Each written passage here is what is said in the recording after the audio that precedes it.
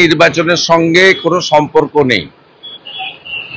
College এবং ইউনিভার্সিটিগুলো control করছে মূলত তৃণমূলের গুন্ডারা, তোলাবাজরা, ধর্ষণকারীরা, এবং এদের প্রত্যেকের বয়স 30 ঊর্ধ্ব, কেউ কেউ 50 ঊর্ধ্ব আছে।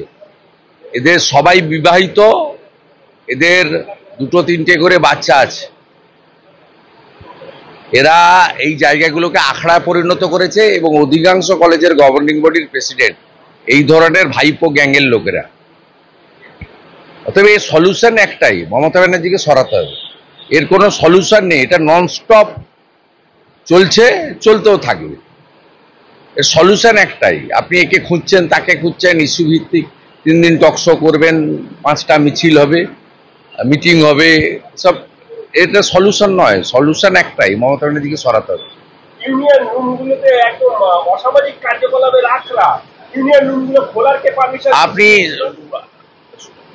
অধিকাংশ জায়গায় অধ্যক্ষরা ভয়ে এবং চাপে থাকে, আর অনেক জায়গায় স্পাইনলেস অধ্যক্ষরা আছেন যাদের যোগ্যতা নেই অধ্যক্ষ হওয়ার।